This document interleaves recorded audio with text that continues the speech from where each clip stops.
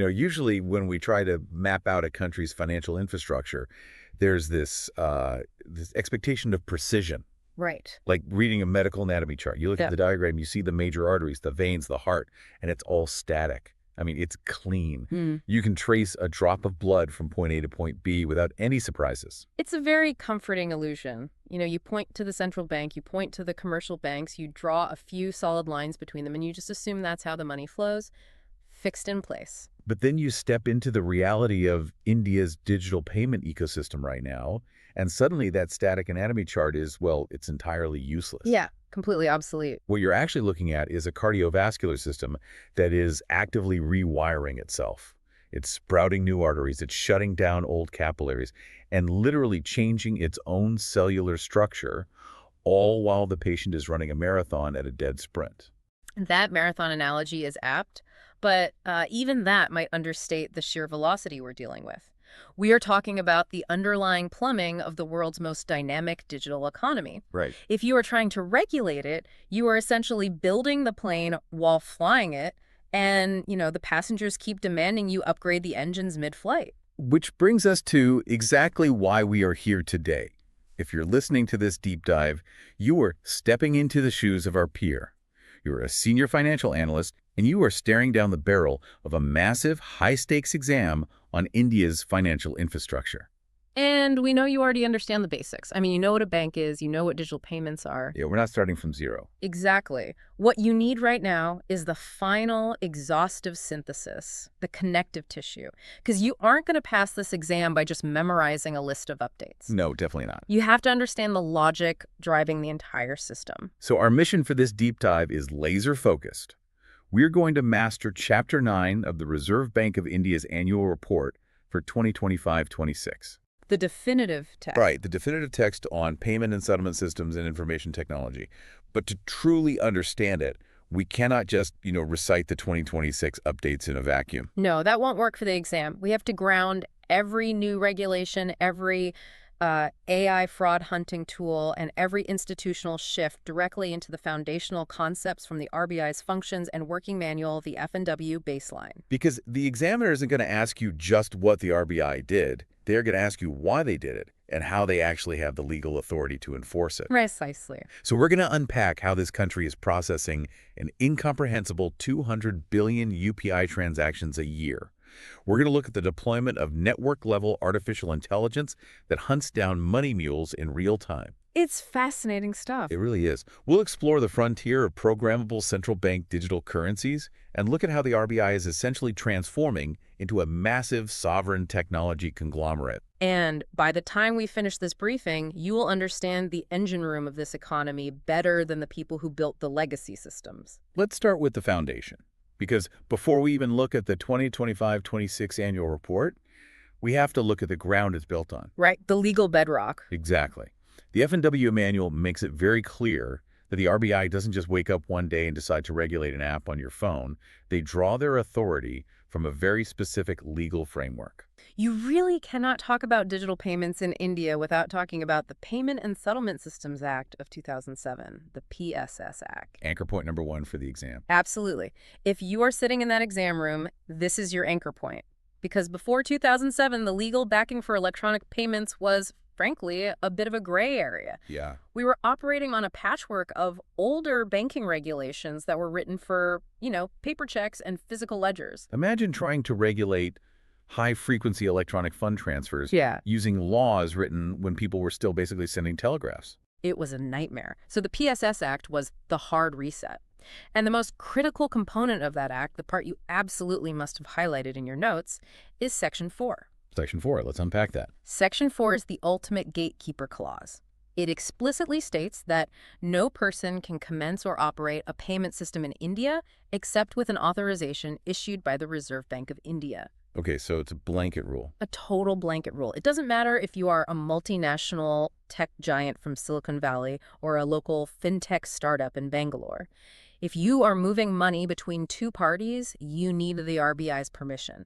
And Section 8 gives them the teeth to revoke that authorization if you step out of line. But the RBI doesn't treat all these authorized systems exactly the same way, do they? I mean, the F&W framework introduces a very deliberate split in how they classify the ecosystem. Right, because risk isn't distributed equally. Yeah, if I'm an analyst looking at systemic risk, I'm not weighing a local coffee shop's QR code scanner the same way I weigh the National Interbank Settlement Grid. They're completely different beasts. So the F&W manual classifies payment systems broadly into two buckets: financial market infrastructures, or FMIs, and retail payment systems. Let's define the FMIs first, because that term sounds incredibly bureaucratic. Financial market infrastructure. Think of FMIs as the deep-sea communication cables of the financial world. These are systemically important systems. So we're talking about the big pipes. The biggest pipes. We are talking about the real-time gross settlement system, the RTGS, where banks settle massive corporate and interbank transfers. We're talking about the Clearing Corporation of India Limited, the CCIL, which handles government securities and foreign exchange clearing. Right. If a retail payment system goes down for an hour, people complain on social media, it's annoying. But if an FMI fails, it has the potential to trigger a cascading solvency crisis across the entire national banking sector. It transmits systemic shock. Right. Like if Bank A can't settle its multi-billion rupee obligation with Bank B through the RTGS at, say, 4:00 p.m., then Bank B might literally default on its own obligations to Bank C by 4:15 p.m. Precisely. That is exactly why FMIs are subjected to the highest, most draconian levels of regulatory oversight. Retail payment systems, on the other hand, flip the equation. How so? They handle massive, mind-boggling volumes, but the individual value of each transaction is tiny. This includes things like UPI, card networks, mobile wallets, and the check truncation system. Okay, so we have the PSS Act of 2007 giving the RBI the power, and the FMI versus retail split defining the landscape. And for almost 2 decades, the RBI managed this entire landscape through an internal committee. The BPSF. Right, the BPSS, the Board for Regulation and Supervision of Payment and Settlement Systems. It was basically a subcommittee of the RBI's central board. Yeah. A bunch of central bankers sitting in a room making sure the plumbing didn't leak. But the 2025-26 annual report details a tectonic shift in this governance structure. And listen up, because this is a prime target for a trick question on your exam. Oh, absolutely. The BPSS, the committee that has ruled the roost since the very beginning, was officially abolished. It was replaced by a brand new entity, the Payments Regulatory Board, or PRB. And the exact date for your notes is May 9, 2025. That was the day the Department of Financial Services issued the Gazette notification. So BPSS is out, PRB is in, all under the amended PSS Act. Right. But let's pause here for a second because I can almost hear the listener rolling their eyes. We changed a board for regulation into a payments regulatory board. I mean, this sounds like the most tedious, bureaucratic alphabet soup imaginable. It does sound like semantics at first glance. Does changing the plaque on the door actually change how the financial system operates? I would argue it fundamentally rewires their entire regulatory posture. Really? How? Well, the BPSS was an internal mechanism. It was just a subcommittee. It derived its authority from the RBI's own internal board structures. The PRB, however, is a dedicated statutory board specifically constituted under the amended PSS Act. Ah, okay. So it's the difference between a neighborhood watch program and a dedicated federal law enforcement agency. That's a great analogy. The neighborhood watch has authority, sure. They can call out bad behavior. But the federal agency has a specific statutory mandate written directly into law. It has structural permanence and dedicated resources. And look at why that shift was necessary. Think about the players in the payment space in 2007 versus today. Yeah. Back then, who was actually moving money? Commercial banks. Exactly. The RBI was regulating entities it already intimately understood. They knew how banks worked. Today, who is operating the retail payment systems? Big tech. Multinational search engines, global social media conglomerates, massive telecom operators, and specialized fintech unicorns. The big tech entered the chat in a massive way. And you just can't effectively regulate a trillion-dollar foreign technology company using an internal subcommittee that was designed to oversee domestic banks. You need a statutory board with the explicit legal architecture to deal with a highly complex, multi-stakeholder ecosystem. So it's an evolution of agility. The PRB formalizes the governance structure to deal with the sheer scale and systemic importance that these retail digital platforms have achieved. It's a recognition that digital payments are no longer just, a side service offered by banks. They are a distinct, massive industry requiring its own dedicated statutory oversight. Got it. So if you are sitting in the exam and they ask you to trace the legal evolution, you anchor it to 2007. PSS Act is the foundation. But the May 9, 2025 transition to the PRB is the modernization of that foundation. It's the RBI upgrading its own regulatory hardware to handle modern software. And they needed that hardware to upgrade desperately because the sheer volume of data the system is processing right now is almost difficult to conceptualize. Let's talk about that scale, because the numbers in the AR 2025-26 are, frankly, absurd. They really are. They state that cashless transactions grew by a robust 26.8% in volume over the year. But the number that truly defines this era is the Unified Payments Interface. UPI surpassed 200 billion transactions in the 2025-26 period. 200 billion. I mean, it's a number so large it loses meaning without context. Yeah, let's provide some context for that. 200 billion transactions a year is roughly 550 million transactions every single day. Wow. Which breaks down to over 6,000 transactions happening every single second of every single day, all year long. While you and I just spoke that last sentence, 50,000 financial transactions were initiated, authenticated, routed, and settled. But here's the thing. For the exam, the RBI doesn't just look at gross volume. Volume alone can be a vanity metric. How so? Well, if 1 million people are just sending money back and forth to each other 100 times a day, the volume looks incredibly high, but the actual penetration into the broader economy is shallow. To measure the true depth of adoption, the RBI relies on a specific composite metric from the F&W framework. Right, the RBI Digital Payments Index, the RBI DPI. Exactly. And the examiner is definitely going to test you on the DPI. It is the definitive scorecard for the entire ecosystem. So the base period for the index is March 2018, which was set at a baseline score of 100. By March 2025, it was around 493. And the AR 2025-26 reports it grew by another 11%, hitting over 516 by September 2025. But as an analyst, you know a single index number doesn't tell you much. You need to dissect the 5 pillars that make up that 516 score. Let's break down those pillars because they're weighted very specifically. Yes, the weightings are key. The first pillar is payment enablers, which carries a 25% weight. So a quarter of the whole score. Exactly. And notice, this doesn't measure transactions at all. It measures the underlying digital highway. Things like internet penetration. Internet penetration, mobile teledensity, how many people are integrated into the Aadhaar biometric system, because if you don't have those basic enablers, you simply can't have the digital payments. Right, you can't drive a sports car if the road hasn't been paved yet. Good way to put it. The second pillar is payment infrastructure demand-side factors. This gets a 10% weight. Okay, so this tracks the actual instruments the customers possess to initiate a payment, right? Like how many debit cards are in circulation, how many credit cards. Fastags on cars. Fastags glued to windshields, exactly. Then you look at the other side of the counter. The third pillar is payment infrastructure supply-side factors, which is weighted at 15%. This measures the acceptance infrastructure. Because it doesn't matter if you have a debit card if the merchant can't accept it. Exactly. This tracks the deployment of point-of-sale terminals, ATMs, and of course, the millions of merchant QR codes plastered on storefronts across the country. So we have enablers, demand, and supply. That brings us to the fourth pillar, which is the heavy hitter, payment performance. The big one. This carries a massive 45% weight. This is where those 200 billion UPI transactions live. It tracks the actual volume and value of transactions across all digital modes.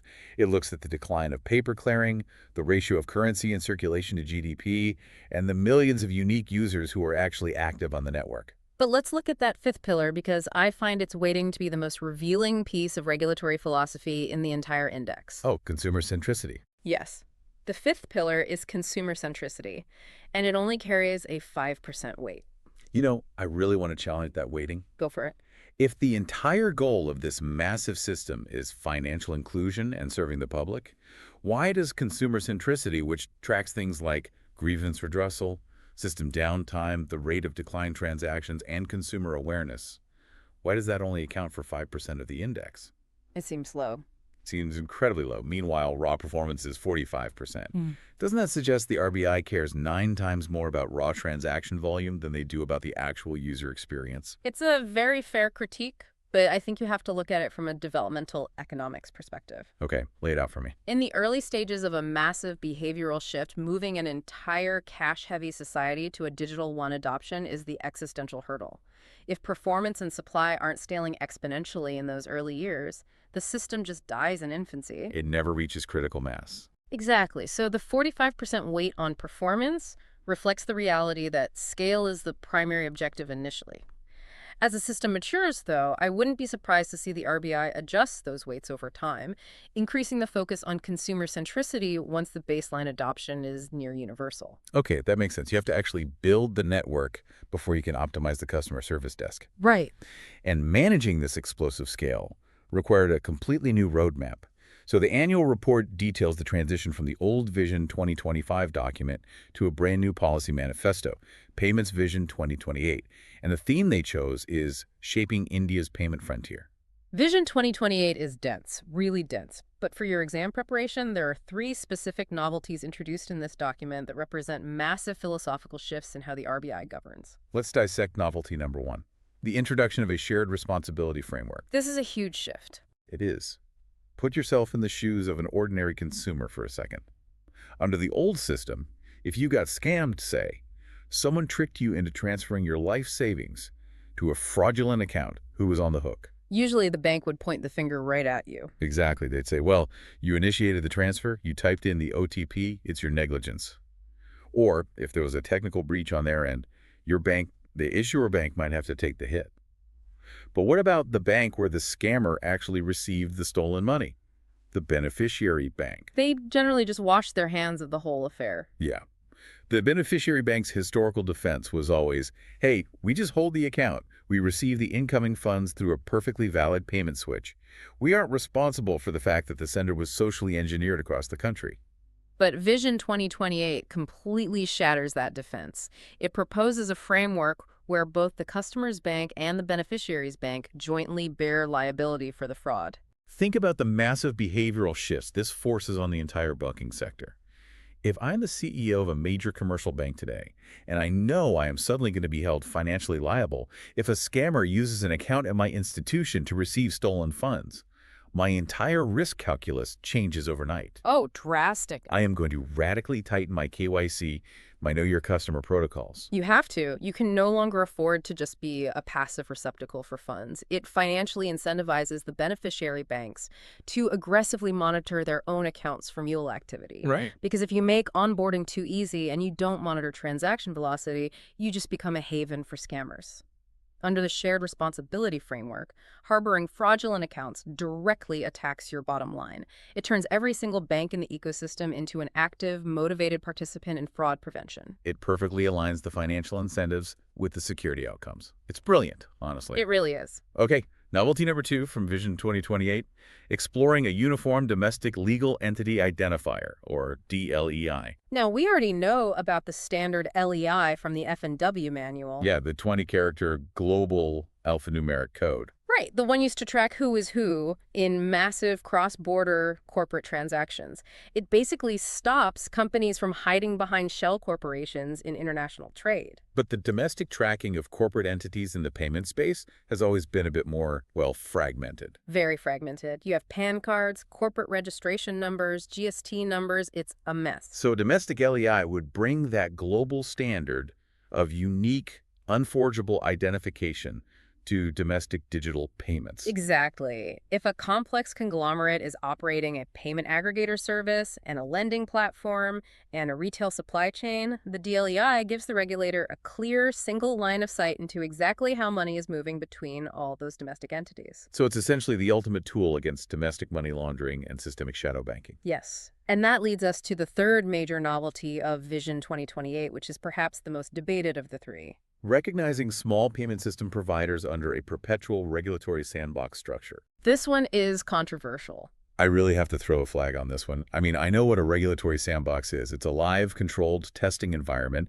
where fintechs can test new products on real consumers without needing full, heavy regulatory approvals right away. Right. But a perpetual sandbox sounds like a complete oxymoron to me. A sandbox is meant to be temporary.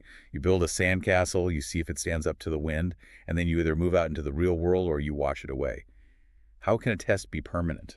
It's a great question, and it speaks to the fundamental tension of regulating modern technology. Consider the reality of, say, a small group of developers building a hyperlocal niche payment solution. Maybe a micropayment system specifically for rural dairy cooperatives. Okay, very good. If you force them to get full authorization under the PSS Act, they are dead on arrival. The compliance burden, the capital requirements, the sheer cost of the mandatory legal audits would bankrupt them before they process a single rupee. So the traditional pathway is just way too steep for micro-innovations. Exactly. So the perpetual sandbox isn't saying a specific product test goes on forever. It's saying that the environment itself is a permanent safe harbor. I see. It allows these small providers to take up permanent residency in a low compliance zone, provided they strictly cap their scale, their transaction volume, and their customer base. Okay, so it's not a waiting room for the big leagues. It's actually a dedicated minor league that you never have to leave. Exactly. You can run your rural dairy cooperative payment system safely forever, fully regulated, but not suffocated by rules that were meant for a billion-dollar tech giant. It proves the RBI recognizes that not every payment system needs to scale to 200 billion transactions. Sometimes, a hyper-local, highly contained system is exactly what a specific community needs. It perfectly balances the systemic safety mandate of the F&W manual with the urgent need to foster grassroots innovation. But let's be honest for a second. When you build a national system that processes 6,000 transactions a second, and you make it completely frictionless, you haven't just built a miracle of modern finance. No, you've built something else too. You have inadvertently built the world's fastest, most efficient getaway car for criminals. Which is the dark side of the 2025-26 annual report. You simply cannot achieve this scale without attracting the absolute apex predators of the global scamming ecosystem. So moving beyond the scale, we really have to look at how the RBI is fortifying the gates.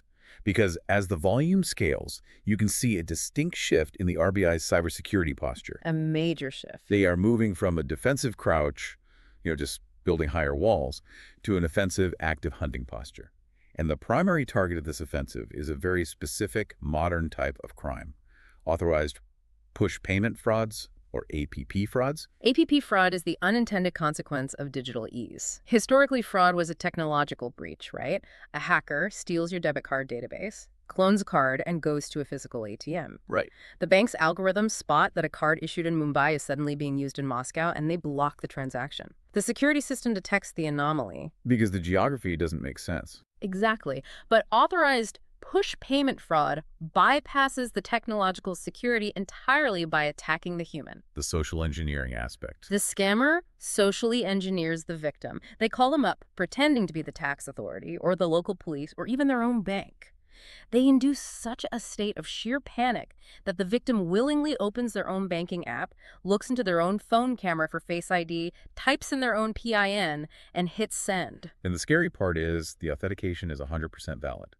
The cryptography worked perfectly, the biometric scan was accurate. But the intent of the transaction was entirely compromised. Right. And how do you program a security system to stop a user who is frantically trying to give their own money away? If you're just a single bank, you basically can't. And that is exactly why the RBI is moving into phase 2 of the Digital Payments Intelligence Platform, the DPIP. So what exactly is phase 2? This is a network-level intelligence platform powered by advanced AI and machine learning. To really understand why DPIP is revolutionary, you have to understand the silo problem in banking. Okay, walk me through the silos. Let's say a victim banks with Bank A. The scammer has an account at Bank B. The victim initiates the APP transfer. From Bank A's perspective, their customer is making a perfectly normal, authenticated transfer. There is no red flag. Right, because they just see the Face ID worked. Exactly. And from Bank B's perspective, their customer is just relieving a deposit. Also no red flag. The analogy I like to use here is looking through a keyhole versus looking from a satellite. That's perfect. A single bank's fraud detection algorithm is basically staring through a keyhole. It only sees the behavior of its own customer. It doesn't know the context of the destination. The DPIP, though, is the satellite view. Yes. The DPIP breaks down those silos completely. It aggregates the metadata across the entire banking network in real time. So when that transaction is initiated... When it's initiated, the DPIP's AI analyzes the pattern globally. It sees that the destination account at Bank B was literally opened yesterday. It sees that the same account at Bank B is currently receiving frantic transfers from victims at Bank C, Bank D, and Bank E simultaneously. And it sees that the account is instantly trying to funnel those pooled funds out to an unregulated cryptocurrency exchange. The individual banks just see random, isolated data points, but the network-level AI sees the orchestrated attack as it's happening. Exactly. And it provides a real-time, transaction-wise risk score back to Bank A, essentially screaming at them, do not let this transfer clear, the destination is completely compromised. It's incredible, and the RBI is taking this AI integration even further with a tool highlighted in the annual report that sounds remarkably futuristic. Mulehunter.ai. Yeah, mulehunter.ai sounds like a cyberpunk novel, but it is a very real, bespoke artificial intelligence tool. We should define what a mule is first. Right. A money mule is essentially the weakest link in any scam. A scammer operating in another country can't just transfer stolen rupees directly into their overseas account. The international flags would trip instantly. So they need domestic accounts to receive the funds, chop them up into smaller pieces, and move them around to lose the trail. Exactly. They recruit people sometimes unwittingly by offering them a fake work-from-home job, or sometimes complicitly to use their personal bank accounts to bounce the stolen money. So mulehunter.ai is specifically designed to analyze massive data sets across the financial sector to map out these complex money mule networks. It looks for the subtle behavioral signatures of an account that has basically been rented out to a cartel. But what is critical for the exam is the new integration they mentioned for 2025-26, the Mule Registry. The registry changes the game. It really is brilliant. Let's say mulehunter.ai identifies an account at State Bank of India that is acting as a mule. So SBI shuts the account down. In the old days, that mule would just walk across the street, walk into an HDFC or ICICI branch, and open a brand new account, starting the whole cycle all over again. But with the shared mule registry, the moment SBI flags that individual, the data is pushed across the entire banking ecosystem instantly. It is a shared AI-powered blacklist. That individual is systemically inoculated from the entire financial sector. It's aggressive offensive defense. But, they aren't just relying on AI to spot the bad guys. They're also introducing deliberate friction back into the system where it's needed. Right, because speed isn't always your friend in security. Exactly. We've spent a decade removing friction to make payments faster. But the September 2025 Authentication Mechanisms Direction shows the RBI is putting speed bumps back in the road for cross-border transactions. This specific direction mandates that card issuers must validate an additional factor of authentication, an AFA, in cross-border card-not-present transactions if the overseas merchant or acquirer requests it. Why is this actually necessary? Because India already has incredibly strict domestic AFA rules. If you buy something online from an Indian merchant, you are getting an OTP or a biometric prompt. But internationally, many merchants don't require that second factor to process a payment. Scammers absolutely know this. So they steal Indian card details and just use them on foreign websites to process transactions with only the card number and the expiry date. Exactly. This new mandate ensures that the robust domestic security perimeter can be dynamically extended out into the international space to protect Indian consumers, which plugs a massive vulnerability in cross-border e-commerce. Okay, I want to pivot to what might be my absolute favorite initiative in the entire annual report. I think I know what you're going to say. It is so elegantly simple, yet so structurally profound. The Reserve Bank mandated the exclusive use of the .bank.in domain for all Indian banks, and they announced that .fin.in is rolling out for non-banks next year. The .bank.in initiative. This initiative was so well received globally that it actually won the Initiative of the Year 2026 award from Central Banking in London. It's a masterclass. As entirely on visual deception. Right. A scammer registers a domain like, say, statebank-support-update.com. To a panicked consumer who is quickly reading an SMS on a tiny phone screen, it looks totally legitimate. They click the link, they land on a fake login page, and they hand over their credentials. For years, the banking industry's response to this was purely behavioral. They would run ad campaigns saying, please carefully check the URL before entering your password. Which just doesn't work at scale. No, because human beings are fallible. When you are stressed, you simply don't read every single character of a URL. By creating the .bank.in registry, which, by the way, is managed by the Institute for Development and Research in Banking Technology, the IDRBT, the RBI, abandoned the behavioral approach and went for a structural fix. It establishes an absolute digital perimeter. Yeah. No one can buy a .bank.in domain unless they are a heavily vetted, legally authorized bank operating in India. It is cryptographically secured at the registry level. It is the equivalent of a verified blue check mark. but one that actually guarantees institutional authenticity. Exactly. But let me play devil's advocate for a minute. We're Does this actually solve the problem? A user gets a text message saying, your account will be suspended in 10 minutes, click here. Are they really going to pause in their panic, look at the link, and say, wait, this link ends in .com and not .bank.in, therefore I shall not click it? You're right that human behavior is incredibly hard to change. But the true genius of the .bank.in infrastructure isn't just about training consumers to read the URL better. What is it about then? It's about empowering the underlying architecture of the internet to protect the consumer automatically. Walk me through that. How does the internet protect the user here? Once every single legitimate bank in India has migrated entirely to the .bank.in ecosystem, you have established a pristine whitelist. So telecom providers who route SMS messages and tech companies that operate email spam filters can update their global routing rules based on that whitelist. They can implement a hard filter. If a text message contains the word bank and includes a hyperlink, but that hyperlink does not resolve to a .bank.in domain, the telecom provider simply blocks the SMS at the network level. Oh, wow. It never even reaches the consumer's phone. So you take the burden of verification completely off the shoulders of the terrified consumer, and you put it into the routing protocols of the telecom switches.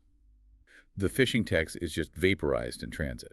It is a structural solution to a behavioral vulnerability. Instead of asking a billion people to be cybersecurity experts, you just fix the pipes so the poison can't flow through them in the first place. That is incredible. So if you're outlining your exam notes, listener, here's how you frame Section 3. You need to articulate the shift from defensive, siloed security to offensive, network-level AI. Explain how DPIP spots the coordinated patterns of APP fraud that individual banks miss. Detail how MuleHunter.A tracks illicit networks and uses the shared Mule registry to systemically ban bad actors. And most importantly, explain how the IDRBT's .bank.in and .fin.in domains represent a structural, internet routing level defense against phishing, moving completely beyond mere consumer education.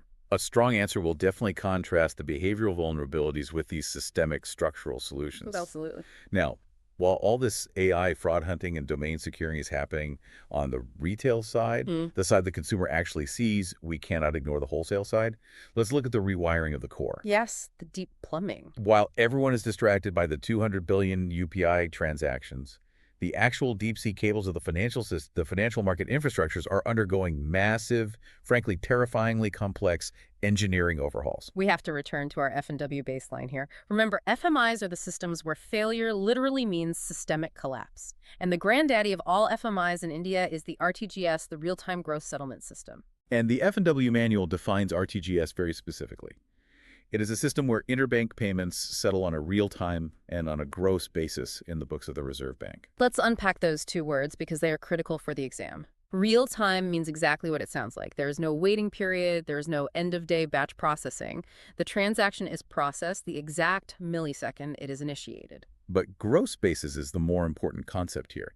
It means transactions are settled one-to-one individually without netting them against other transactions. Right. So if Bank A owes Bank B 100 crore and Bank B owes Bank A 90 crore, a net settlement system would just wait until the end of the day, do the math, and Bank A would just send Bank B the difference, 10 crore. But RTGS doesn't wait. No, RTGS doesn't wait. Bank A sends 100 crore immediately. Bank B sends 90 crore immediately. Because it settles gross, in the actual books of the central bank, the settlement is final and irrevocable. It is the absolute bedrock of financial certainty. And because it is the bedrock, it cannot fail, and it cannot slow down. If RTGS experiences even a little latency, the entire corporate bond market, the foreign exchange market, and the interbank lending market grind to an absolute halt. Which brings us to the AR 2025-26 update, the deployment of the next generation RTGS, specifically version 4.0. What makes NGRTGS 4.0 such a significant upgrade over version 3.0? I mean, the annual report highlights a richer web user interface and enhanced performance, but the critical engineering marvel they emphasize is the integrated partitioning and data archival mechanism. So why does a central bank payment switch need partitioning? Imagine the database of the RTGS. It is processing trillions of rupees. Every single transaction with all of its metadata is written to this ledger. Right. After a few years, that database becomes unimaginably massive. And this creates a severe engineering problem. If a bank needs to query a transaction that happened today, the system has to search through a database that also contains 5 years of historical data. The sheer weight of the data causes the search queries to crawl. It introduces latency. It's like a restaurant kitchen. If you keep the physical receipts from every single meal you've cooked over the last 10 years stacked up on your prep counters, the chefs have to literally step over boxes of old paper just to cook today's lunch. It slows everything down. Great analogy. So partitioning is the act of taking all those old receipts, the historical data, and moving them down into the basement archive. Exactly. The active partition only holds the data strictly needed for current, real-time operations. The historical data is seamlessly archived, but remains instantly accessible if a specific audit query requires it. So NGRTGS 4.0's partitioning ensures that the real-time aspect of the system actually stays real-time, even as the historical ledger grows exponentially over the decades. It's a proactive upgrade to prevent the system from essentially choking on its own success. Now let's look at the other major centralized payment system, NEFT, National Electronic Funds Transfer. Right, which operates differently. Yeah, unlike RTGS, NEFT operates on a deferred net settlement basis. It gathers up transactions and processes them in batches every half hour. And NEFT achieved a monumental milestone in 2025-26. That sounds boring on paper, but is technically astonishing. The annual report states that over 230 member banks migrated their core banking solutions to natively transmit ISO 2022 messages for NEFIT. Okay, ISO 2022 is one of those acronyms that gets thrown around in fintech pitch decks all the time. But if I'm an analyst studying for this exam, why do I care about a messaging standard? Does it really matter what format the data is in? It matters more than almost anything else because ISO 2022 is the lingua franca of modern global finance. Historically, different payment systems and different banks use different, often highly proprietary messaging formats. They were speaking different dialects. Let's use a real-world example to illustrate this. Yeah. In the old legacy systems, often based on the MT message type, space was incredibly restricted. Very restricted. A message might only have a single 35-character field for something like beneficiary name and address. So what happens? Let's say a local Indian firm tries to send a payment to a supplier in Germany. The supplier is named Mueller Industrial Manufacturing and Advanced Logistics GmbH, located at 145 Friedrichstrasse, Berlin. The bank teller has to jam all of that information into 35 characters, so they truncate it to something like Mueller Einmenü 145 Frieder BLN. And then the payment gets routed to the German bank. The German bank's automated anti-money laundering software looks at Mueller Einmenü and says, "We have no idea who this is. In fact, this string of letters closely matches an entity on a sanctions list." So the automated system just kicks the payment out. It gets flagged for manual compliance review. Exactly. A human being has to sit down, call the Indian bank, verify the true identity, and manually push the payment through. A transaction that should have taken 3 seconds ends up taking 3 days. Because the old dialects cause translation errors, and ISO 2022 fixes this. It fixes it completely. It is a highly structured, data-rich XML format. It doesn't have one single box for free text. It has dedicated, universally standardized XML tags for everything. So it has a specific tag for the ultimate remitter, a tag for the purpose of code, a tag for the legal entity identifier, and distinct separate tags for the street, the city, and the postal code. It allows for incredibly richer data transmission, which means the receiving bank's automated compliance engines can read the data perfectly. It basically eliminates the manual intervention, it makes the system faster, cheaper, and vastly more secure against actual money laundering. But the key phrase you mentioned from the annual report is that these 230 banks migrated to natively transmit these messages.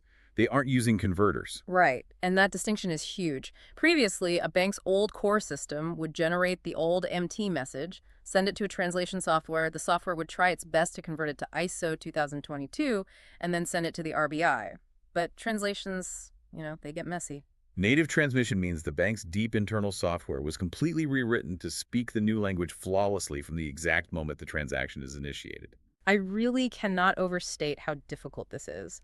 Upgrading a live national system like NEFT, a system that processes millions of transactions a day, to native ISO 2022 without breaking the daily processing is an engineering miracle. You are literally rewiring the fundamental language that banks use to talk to the central bank with zero downtime allowed. It is like changing the engines on a commercial jetliner while it's flying at 30,000 feet with a full cabin of passengers. And speaking of eliminating downtime, We have to touch on the upgrade to the check truncation system, the CTS. Ah, yes. Because we still use paper checks, mostly for large corporate payments. Historically, these were cleared in specific clearing sessions.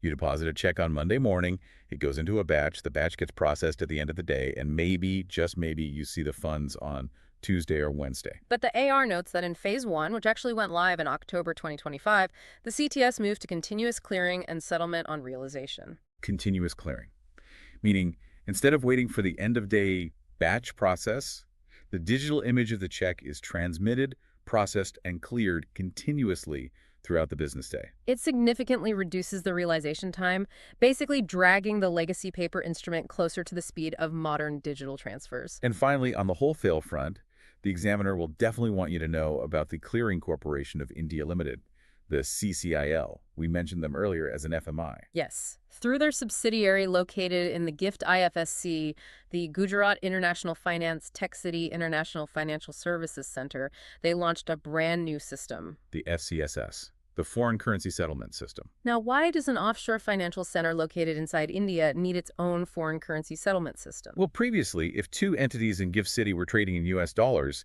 that settlement often had to route through correspondent banks in New York, exposing the trade to massive time zone delays and external settlement risks. Right. The FCSS enables near real-time foreign currency settlement directly within the IFSC ecosystem itself. It is a massive step in bolstering India's global financial competitiveness. It provides localized, instant wholesale settlement for foreign exchange trades, reducing reliance on Western correspondent networks. So if you are tested on the wholesale upgrades, focus heavily on the mechanisms. Explain why NGRTGS 4.0 requires data partitioning to maintain real-time speed. Detail how NEFFT's native migration to the data-rich ISO 2022 standard eliminates translation errors and compliance delays. Mention the speed of CTS continuous clearing and the localized sovereignty provided by the CCIL's FCSS in Gift City. But the RBI isn't just optimizing old systems to run faster. They're fundamentally exploring the frontier of what money actually is and how it behaves. We're moving into the realm of fintech, AI governance, and the programmable rupee. Because the core has been upgraded, but the very nature of the currency flowing through it is changing. This is where we cross from traditional central banking into entirely uncharted territory, and a huge part of that frontier is governing artificial intelligence. We discussed using AI defensively earlier, like Mule Hunter or .A, but the RBI is profoundly aware of the systemic risks AI poses if banks just deploy it recklessly across their operations. That is exactly why they established the Free AI framework. The framework for responsible and ethical enablement of AI. For the exam, you absolutely need to know the architectural breakdown of this report. It is structured mathematically. 7 sutras, 6 pillars, and 26 recommendations. The 7 sutras are the foundational philosophical principles. Things like trust is the foundation, people first, fairness and equity, and understandable by design. And the 6 pillars are the strategic areas where action must be taken. Infrastructure, policy, capacity to enable innovation, governance, protection, and assurance. And across those pillars, the committee lays out 26 specific actionable recommendations for banks, such as creating a shared financial sector data infrastructure and mandating a board-approved AI policy. But the overriding theme of the Free AI framework, the real thesis statement you need to understand, is what the committee calls a dual focus. Though the regulator is attempting to mitigate the severe risks of AI, things like algorithmic bias, systemic hallucination, data privacy breaches, without accidentally suffocating the fintech innovation that is driving the economy. They explicitly recommend setting up an AI innovation sandbox to allow stakeholders to build and test solutions securely.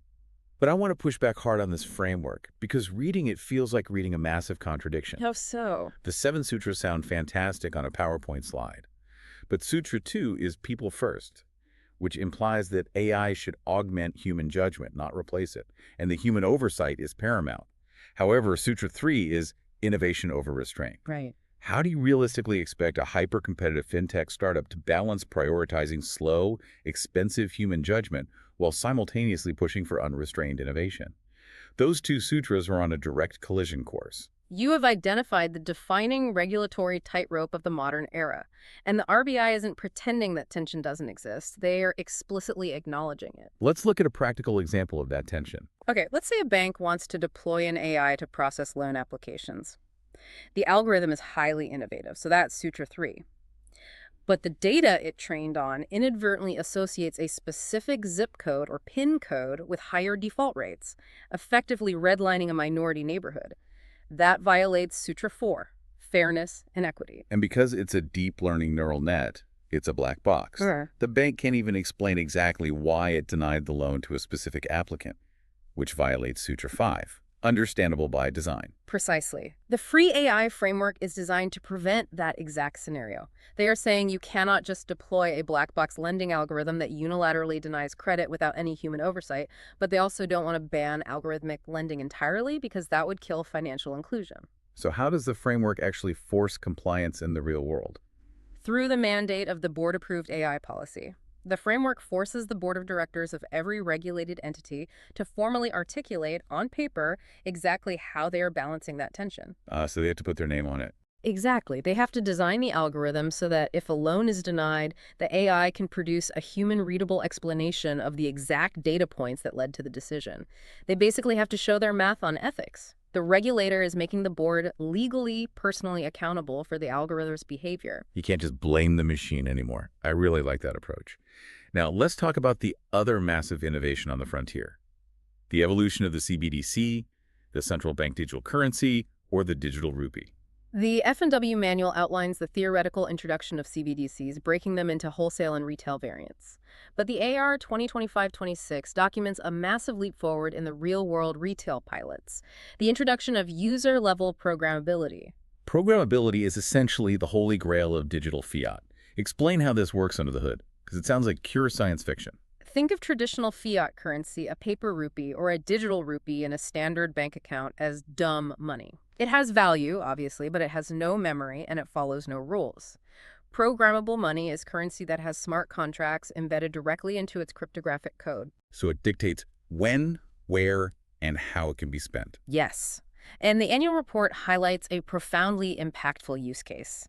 They ran specific pilots in Gujarat, Puducherry, and Chandigarh, where beneficiaries of the public distribution system, the PDS, receive their food subsidies via programmable CBDC. Let's look at the actual problem this solves. For decades, government direct benefit transfer schemes have suffered from leakage. Massive leakage. The government transfers traditional rupees into a beneficiary's bank account, fully intending for that money to be used to buy subsidized rice or wheat. But because it's dumb money, the beneficiary can theoretically withdraw it as cash and spend it on alcohol, or it can be skimmed by a corrupt middleman before it ever reaches them. The government's policy intent is entirely lost the moment the money leaves the treasury. But with programmable CBDC, the government doesn't send dumb money. They transfer specific digital tokens that are mathematically coded so they can only be redeemed for eligible commodities at identified fair price shops or merchants. So if the beneficiary tries to use that token to buy a lottery ticket, the cryptographic ledger just rejects the transaction. The token literally will not function outside of its programmed parameters. The money itself enforces the policy intent. It solves the leakage problem instantly, not through, audits and endless bureaucracy, but through cryptography. That is absolutely mind-bending. The money enforces its own productive utilization. But the RBI isn't just innovating on retail money. They're also innovating on the wholesale asset side with a platform called the UMI. The Unified Markets Interface. The RBI developed the UMI as a multi-layer platform specifically designed to tokenize financial assets. Let's define tokenization in this context, just to be clear. It means creating a secure, unforgeable digital twin of a traditional asset like a bond or a security on a distributed ledger. Right. And in the AR 2025-26, they detail a highly successful pilot. They used the UMI to tokenize certificates of deposit CDs. They then settled those tokenized assets using wholesale CBDC. Why is this fundamentally better than the old system? In traditional wholesale markets, you have an asset leg, the delivery of the bond, and a cash leg, the payment. These often settle on completely different systems, sometimes hours apart. That creates settlement risk. Because if I send you the cash, but your system crashes before you actually deliver the bond to me, I'm exposed. Exactly. With UMI, you have a tokenized digital asset settling against a digital currency on the exact same central bank distributed ledger simultaneously. It is atomic settlement. It completely eliminates settlement risk. That's huge for the wholesale markets. And we also must highlight the ULI, the Unified Lending Interface, formerly known as the Public Tech Platform for Frictionless Credit. If the UMI is for high finance, the ULI is for Main Street. The ULI is designed to digitize access to diverse data sources to enable seamless credit delivery. It plugs into land records from state governments, GST data, and even satellite imagery of crops or local dairy supply chain records. And the AR notes that in 2025-26, they're bringing B2C business to customer functionality directly to it. Think about what UPI did for payments. Before UPI, transferring money between different banks was a total nightmare of IFSC codes and waiting periods. UPI created an interoperable digital public infrastructure that made payments frictionless. Right. The ULI is attempting to do the exact same thing for lending. It aggregates the data so a bank can underwrite a loan for a rural farmer in minutes based on verified digital records, rather than requiring the farmer to haul a stack of paper documents to a physical bank branch. So if the examiner asks you to synthesize Section 5, you focus heavily on the balance between risk and innovation. Explain how the free AI framework uses the 7 sutras and board-approved policies to force ethical accountability onto black box algorithms. You absolutely must detail how the programmable CBDC pilots in Gujarat utilize cryptographic rules to eliminate leakage in PDS food subsidies. And draw a sharp distinction between the UMI, which tokenizes wholesale assets like certificates of deposit for atomic settlement, and the ULI, which aggregates data for frictionless retail lending. That covers the entire spectrum of the digital frontier, but it begs a massive operational question. Yeah, it really does. We have talked about NGRTGS 4.0, network-level AI fraud hunters, programmable blockchains, and unified lending interfaces, which brings us to our final area of focus, the engine room. Right. Who is actually building all of this? Who is writing the code? Because it's clearly not just central bankers in suits sitting in Mumbai writing Python scripts in their spare time. Maintaining sovereignty over this level of infrastructure requires a massive, highly specialized engineering workforce.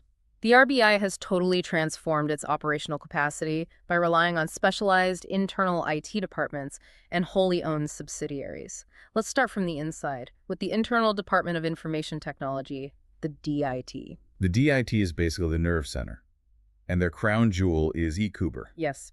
eCuber is the Reserve Bank's core banking solution, and the AR 2025-26 focuses heavily on the operationalization of the next generation, eCuber 3.0. And eCuber isn't just a ledger for commercial banks anymore, is it? The AR notes that state government direct benefit transfers are being deeply integrated via the Treasury Single Account, or TSA, directly into eCuber. They're even processing those programmable government CBDC payments straight through this internal core. But the most strategic project the DIT is undertaking right now is the development of the Alternate Payment System, or APS. The report states they are building a comprehensive, globally compliant messaging and payment system entirely in-house. Let's talk about the geopolitical implications of that for a second. Why does the RBI actually need an alternate payment system built in-house? The stated goal is to reduce external dependencies. Right, because in the modern world, if your core payment switches are running on proprietary software licensed from a foreign technology vendor, your financial sovereignty is basically compromised. Totally. If a geopolitical event occurs and that vendor revokes your license, your national economy literally goes dark. By building the APS entirely in-house, the DIT ensures India controls the source code of its own financial survival. It is the ultimate insurance policy. Now, moving outside the internal department, you have the subsidiaries. The F&W manual outlines the creation of Rebit, the Reserve Bank Information Technology PVT Ltd. It was set up in 2017 to handle specialized RT requirements and cybersecurity. And the 2025-26 report shows just how massive Rebit has actually become.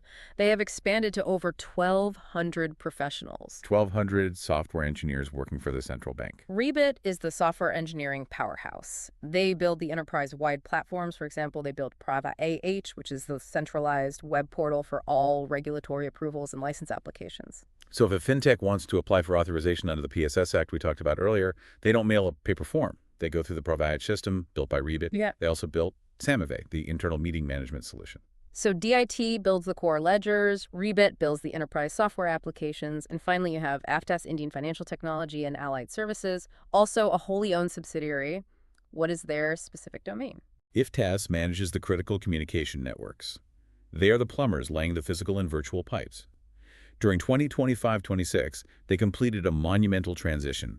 They upgraded the massive Infinite, the Indian Financial Network, which connects every bank in the country from version 2.0 to 3.0. And the specific technology they used for this upgrade is critical for the exam. SD-WAN, Software-Defined Wide Area Network. Why does that matter? In a traditional network, if a physical fiber optic cable gets accidentally severed by a construction backhoe, the data routing fails. The network goes down until a human reroutes the traffic. But SD-WAN abstracts the network control into software. It constantly monitors all available pathways. If that cable gets cut, the SD-WAN instantly, intelligently reroutes the RTGS settlement data over a secondary encrypted broadband link in milliseconds. The banks never even notice the connection dropped. It provides unparalleled traffic engineering, visibility, and resilience. It basically makes the physical infrastructure self-healing. So if we look at the whole picture, the in-house APS development, the cloud infrastructure, the 1,200-person software engineering teams at Rebit, the SD-WAN networks, the RBI doesn't really look like a traditional central bank anymore. Not at all. It looks like a massive, sovereign technology conglomerate that just happens to do central banking on the side. That is the most accurate way to describe modern central banking. In the 21st century, a central bank that does not control its own technology cannot control its monetary policy, and it certainly cannot guarantee financial stability. The software is the policy. The plumbing is the regulation. If you are tested on the engine room, make sure you don't confuse the subsidiaries.